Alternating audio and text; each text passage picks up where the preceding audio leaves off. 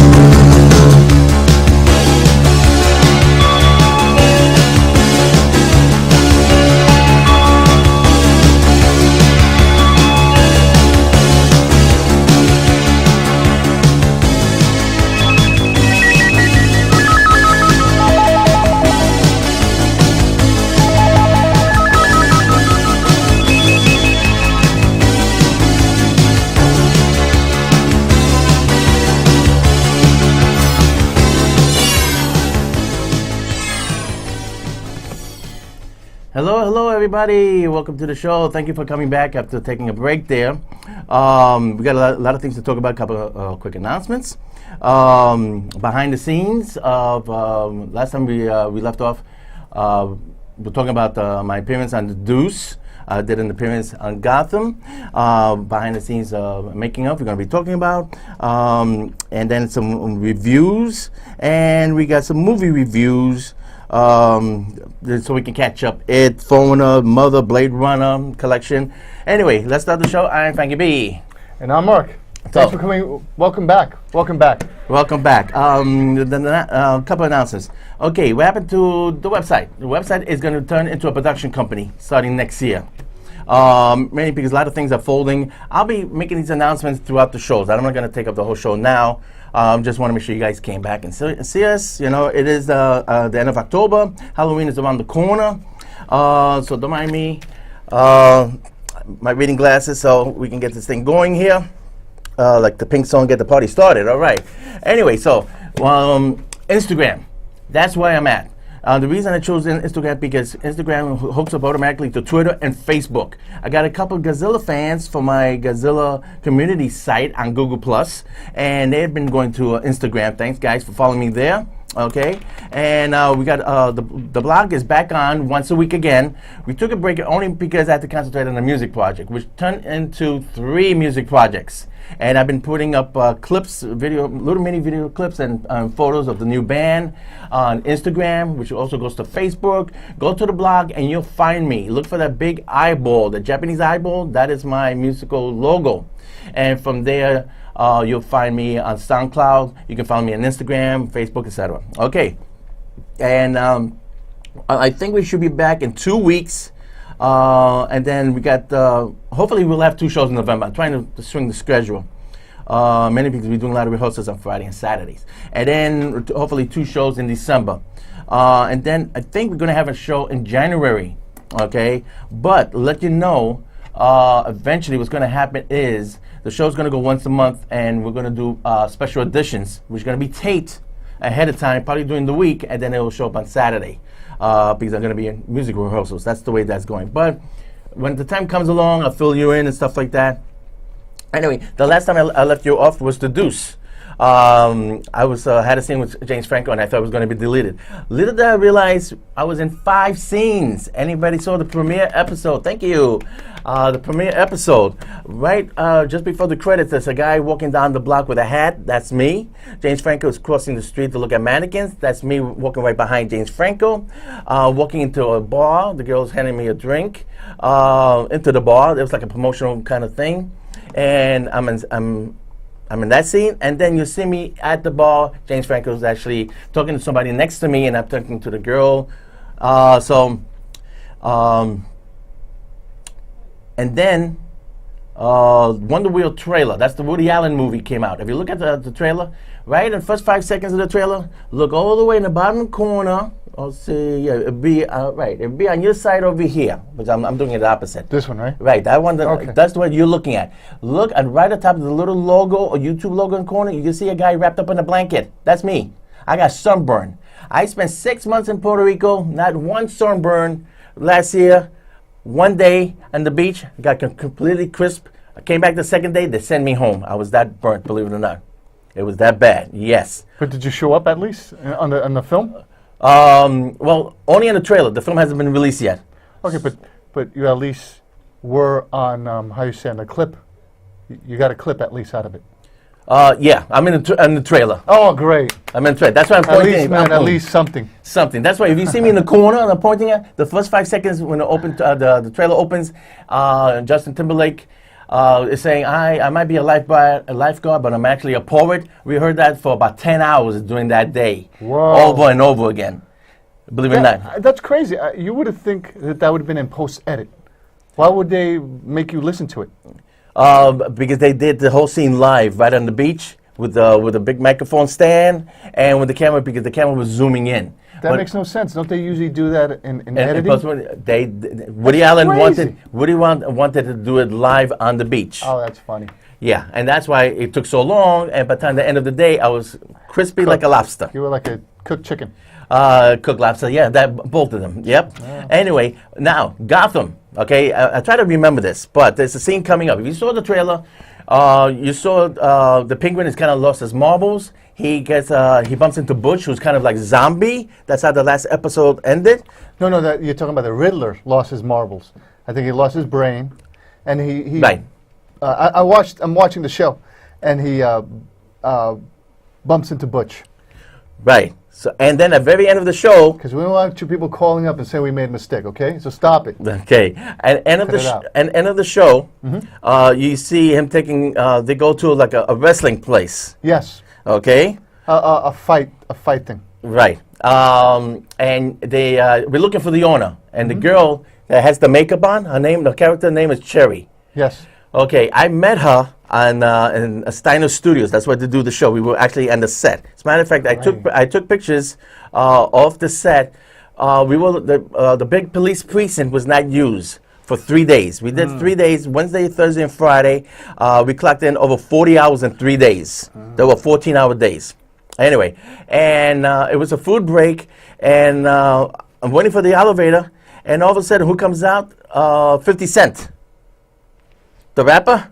Oh, okay, the actor. He comes right up, smiling and everything. I'm going, whoa. He's in the show now? No, because they're doing Power in the same studio. Oh, that's funny. Yeah, so he comes out. I thought it was like, when's he in the show? I never seen him. No, because there's a couple shows, mainly Power and Gotham, are filmed at Steiner Studios. Yeah, Fox. Fox, okay. Anyway, so he comes out. So I walked in the elevator, and that character called Cherry with the mask, she's going to be in 3 episodes. And she walked in and said, "Oh, I love your makeup. By the way, was that 50 Cent?" I said, "Yes." Anyway, I love your makeup. Yeah, I'll see you on the set. Really friendly, really nice. Anyway, so what's going to happen is, I cannot tell you the details, but I'm just telling you what I saw. The scene consists of the main reason I said Penguin, because Riddler goes in the ring. He's losing his marbles. He gets dressed up as the Penguin. He dresses the audience. And he goes, "Hello, I know you miss me. People of the Narrows, I know you miss me. I know you love me. Boo, we hate you.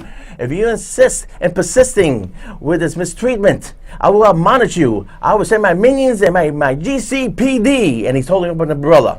Okay, I skipped a lot of the sentences because I don't want us looking at me and I don't want to get sued. Anyway, that scene, when he's making a speech to the crowd, I'm in ringside. You're going to see Butch wrestling. I don't know how they're going to do this on TV, because he rips an arm off of one of the wrestlers. Whoa. Okay? That's a lot of blood. I know some of these scenes are going to be shown in the next trailer, so I can talk about that. Okay, what the plot consists is a secret. I'm not allowed to do it because I signed a note. But in the scene, I worked with the actors. I forget the name, so forgive me. Anyway, it was the Riddler. It was Butch. Selena, Catwoman. Yes, Butch's Butch's girlfriend. Yes. Butch's girlfriend, and the blonde one. That's Barbara Gordon. Okay, she has an English accent. No, she's Australian, and it was amazing on the stage. She said, "Oh, mate, how should I do this scene?" "Wow, I'll get you, Penguin." And she switches accent like that. Unbelievable. Well, Gordon is, I think he's Australian too. Is he? Yeah, he was from the OC. He's an Australian actor. That's right. As a matter of fact, go back to the OC Love. Go back to the blog 3 blogs ago. It's called Gotham City Special Edition, and they filmed at City Hall. I was allowed to take pictures because I was not working that day. So I managed to see Jim Gordon there. And as soon as the show premieres, it's episode 7. It has to do everything with wrestling rink. Like Fight Club. Like Fight Club, because I was mentioned, dude. Remember, there's no talking of Fight Club. One of the ADs was talking about that. Anyway, so Firefly shows up in the scene. Whoa. Jim Gordon's girlfriend, all the females basically is in this one big scene. That was the second day, and they were actually had fireworks, not fireworks. They actually had gunplay, and they gave us earplugs. Anyway, so I'm kind of telling you the scenario. I'm not telling you the plot, so you know exactly what episode to be looking for. And there's a cakewalk there. You're going to see me on top. I'm holding a hat, and I take it off like that. Okay? Ooh, nice. So it took us 3 days to do those kind of like 2 scenes. Hopefully you'll see me. But I'm just telling you, we were there and actually filming because somebody said, are you sure you're on these shows, but we don't see you? It depends. Because sometimes I've done elementary 3 times and you don't see me in the show. I got completely edited out. Yeah, that's the way it goes. That's the way it goes. Those are the breaks. Yesterday, I did Luke Cage. We started at 8:30 at night. We finished filming at 6 p.m. Everybody was there, but except for Rosario Dawson. Damn. I always wanted to meet her. I met her twice. I once had a picture with her. Oh, okay. If you follow me on Facebook, you'll probably see that I have a picture with her. And I tried to take another picture with her, but then her people said, no, don't take a picture with those New Yorkers.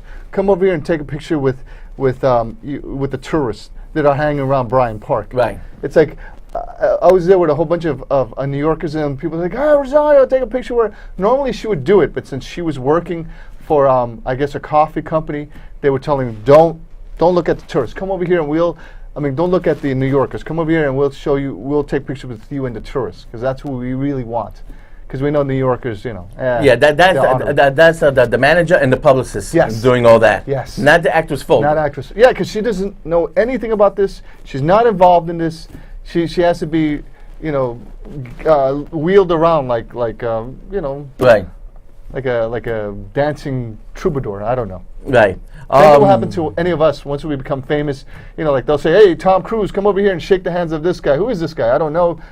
This guy's very powerful. You want to shake his hand. Oh, this person, shake his hand. Don't talk to these people. Let's move you out of here. And so, because I'm adding to that, I've been on all these sets, and you know all the things that's going on with the Weinstein thing. I don't want to get into it. All I know is I don't see anything. There's always rumors about is there drugs, is there harassment, and everything. All those shows I've been working on so far, everybody's very nice, everybody's very polite, and very, very professional because the clock is ticking. You'll be surprised as soon as they said, okay, we got to be done by 11, and the producer's having a heart attack because we're not done with the scene. It's 15 minutes to go. Wow. And let me tell you, that counts for money, and that's the number one thing that happens on these sets. They need to do money.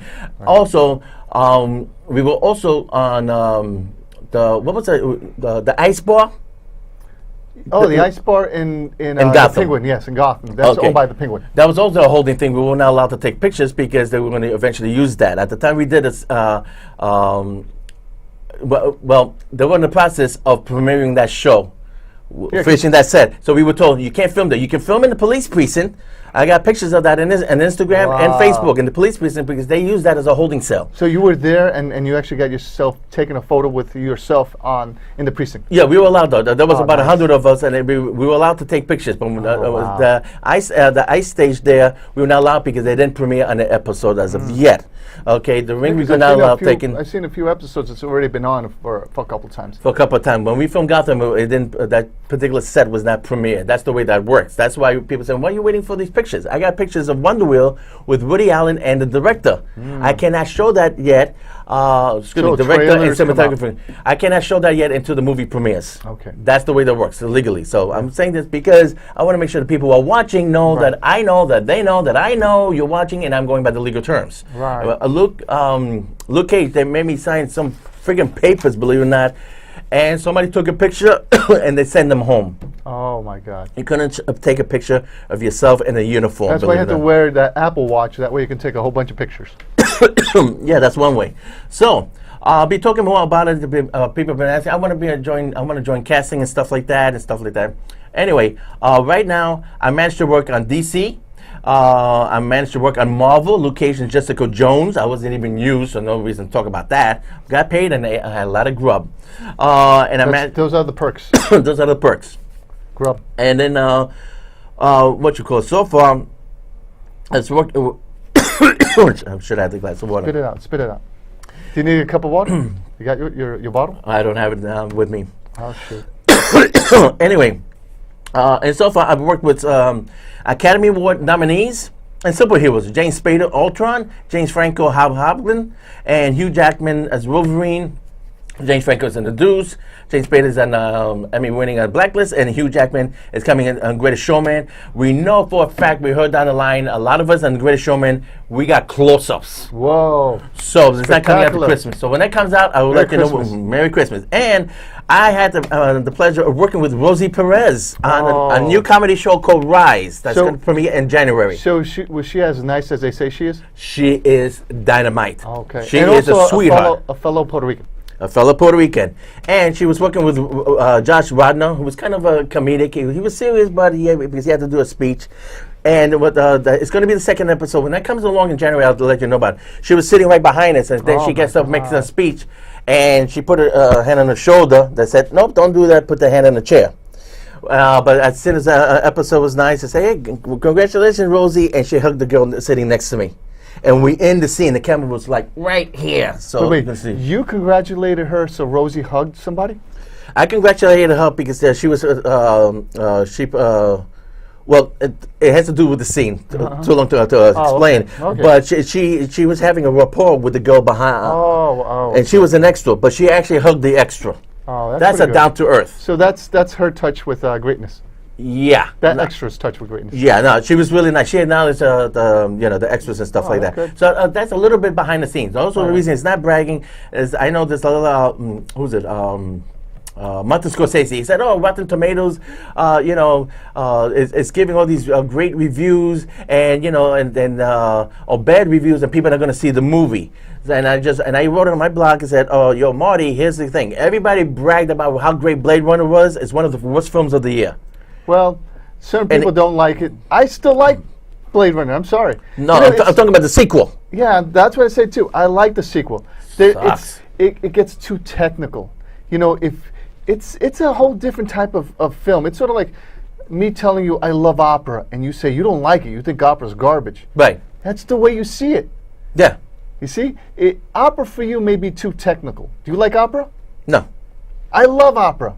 A whole bunch of people love opera, but it's a very small group of people. But it's like Star Wars, like the new Star Wars. Already now there's infighting between the original Star Wars people and the next generation Star Wars people. And the people originally saying, "Oh God, our Star Wars is better than that garbage Star Wars." And now they're fighting on social media. Yeah, which makes no sense. It's funny. It's the funniest thing. No, it does make sense because it's two different perspectives. Because they say that the first Star Wars has a hero's journey, right? Right. They talk about the hero's journey and it completes a cycle. They say the second Star Wars, Force Awakens, doesn't have that. Right. That she doesn't go through a cycle in which she learns to be a hero. It's like automatically she doesn't want to be, then she's kind of interested. She picks it up like that, and she's the most powerful Jedi out there. I'll be honest. Don't get it. I'll be honest with you. Yes, sir. We're gonna review it. I really couldn't care less if the movie is good or not. Which one, Star Wars? The Last Jedi. Maybe we should leave that for late. No spoilers on this. But anyway, the reason I want to say this real quick, what you're looking at is over here, and I just want to say this: a special thanks to everybody. What happened with Puerto Rico? Luckily, it's not like California. Our house did not get burned down. Oh my God! Did you see California? It's sort of like a tsunami of fire, just incinerated. We were worried because my aunt lives out there, but she lives near New Mexico, and that's Upper California. Damn. But what happened? What happened in Puerto Rico? The house, the ocean came in along with sewage. They had to throw everything else. Yeah, of course. So my whole Star Wars collection. This was the last thing. Believe it or not. Well, you heard about The Last Jedi. That's the last keepsake. Yeah. My whole collection of Star Wars, I shipped most of it. I still kept a couple of things here for a second shipment. All the little 3-inch figures that I collected over the years. For some reason, this got misplaced and I stayed behind. As far as those little action figures, they were all washed out. Wow. Completely lost. I lost a couple $1,000s of Star Wars merchandise that I collected over the years, over 30 years, as long as Videoland Express. And a lot of that stuff I showed on the show. I did a podcast for the past couple of years, and I moved all this stuff to make room. Black Talk Radio said you need more space, so please remove the older shows. I moved them to a hard drive. The hard drive got left behind in Puerto Rico. No. All the shows got wiped out. Wow, that's I had a recording studio that I was making over there, and the only thing that survived was 2 electric guitars. The whole recording studio got wiped out. You know, this is crazy. It's like foreboding. The poor Puerto Rico.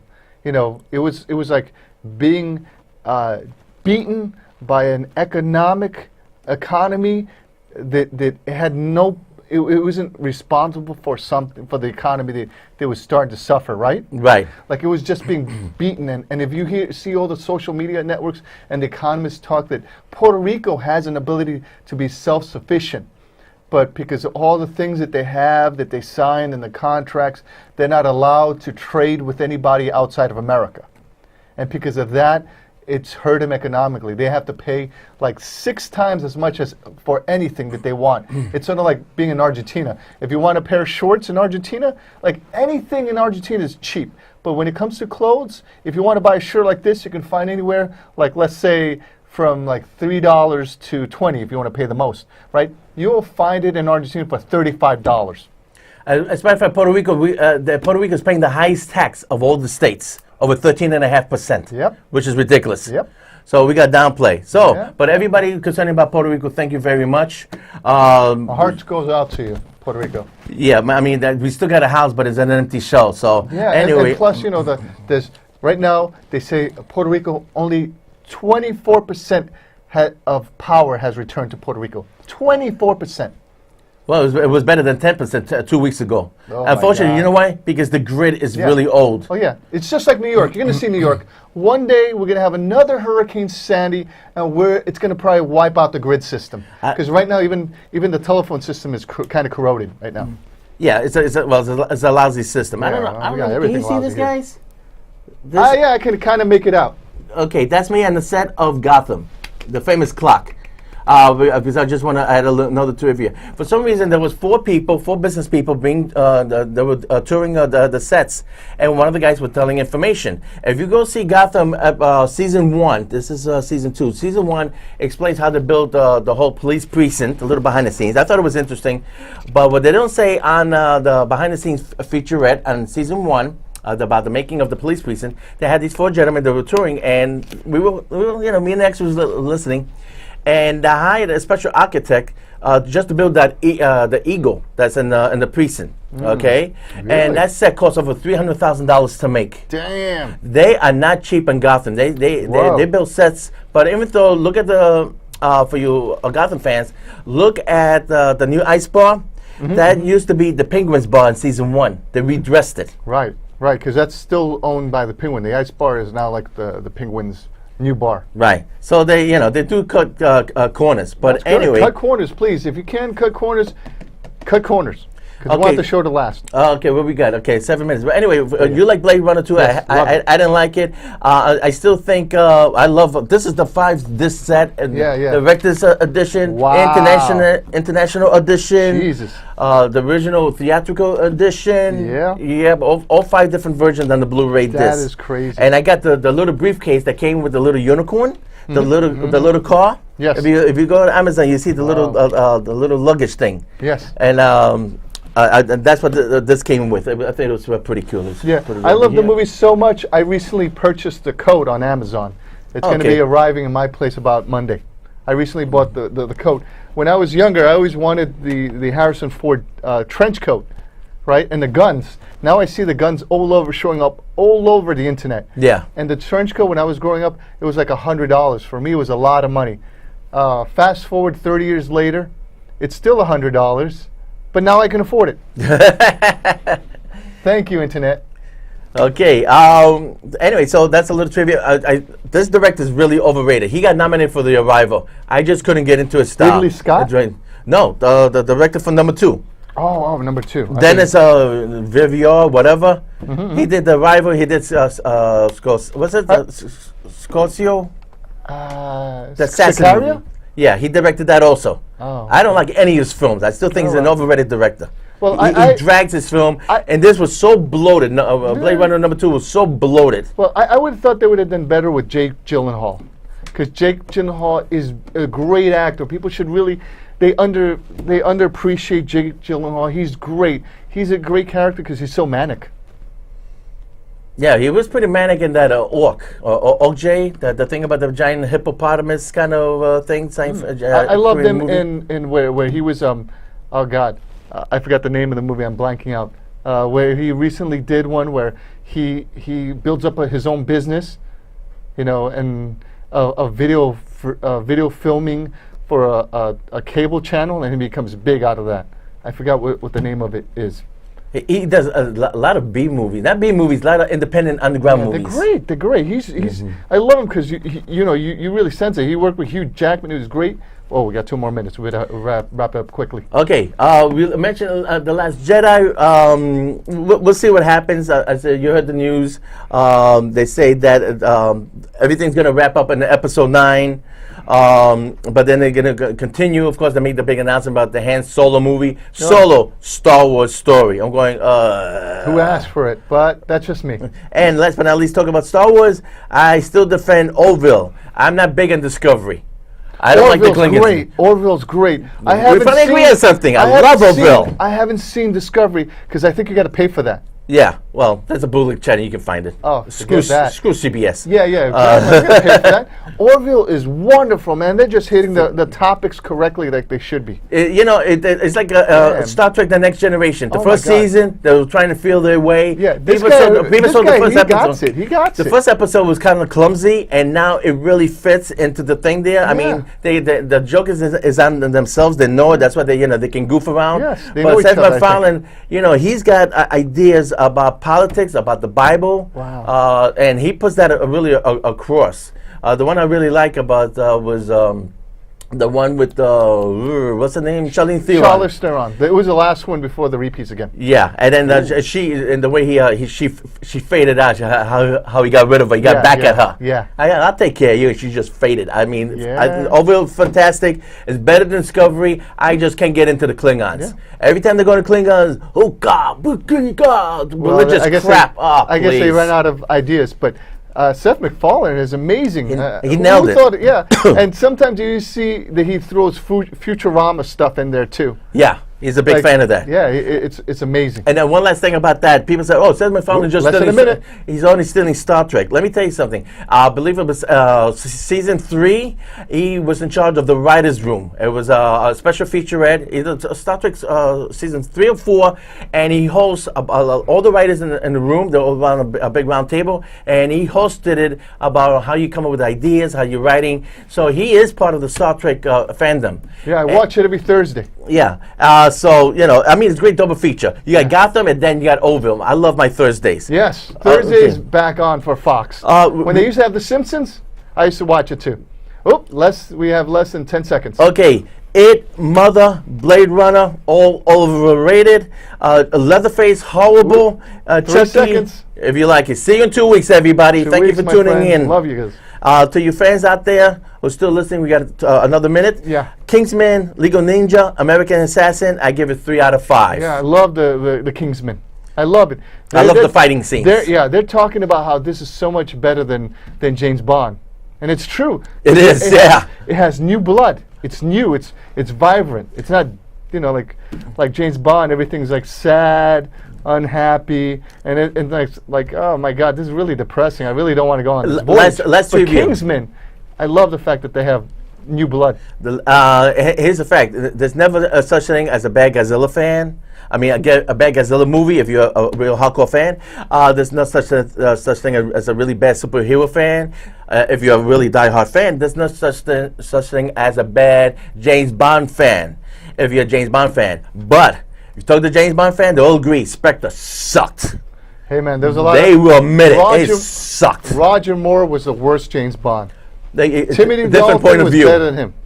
Nah, I still like Roger Moore because he didn't take the whole thing serious because he made it a joke. He made it a joke. The original James Bond was a joke to begin with. Yeah, but Sean Connery touched on it like little incidental things that were funny. But it's like at least when he fought dirty. and it was realistic. Right. But Roger Moore, it's like he was clumsy. He couldn't really fight. It was like, oh, get this guy out of here. He's just making this hack. Nah, I grew up with Roger Moore. I still it's a different I grew up with interpretation. Roger Moore too. He was. I the way still I prefer see it, him. I thought it was hacky. Okay, well, we're getting kicked out, folks. Yes, okay. So somebody else is coming right we on better in. get So out. that's why we don't have any more special editions, folks. We had sorry. to end that. So anyway, so we're gonna go back in 2 weeks. Yes. Hopefully this show will be no problem uploading. So if you managed to see it on YouTube, that means we had no problem with it. Thanks to everybody for supporting us. Salud. And we'll see you in 2 weeks. And that's about it. Okay, so that's a wrap. Adios, muchachos. Okay, I did it. Poor little RDD2 all by himself. Pew, pew, pew. Oh, before we break down, we got to get somebody so we can take pictures. Oh. Ah. I forgot to show this. Here's another thing that I got left behind. Micro Machines. I had a huge Micro Machine collection. Hoth Planet and Micro Machines, all that got thrown away. This is like the only piece of Micro Machines that got saved. And this was printed in 1994. Whoa. And I got this 3 for $5 from KB's back in the 90s. Well, that's about it, folks. See ya.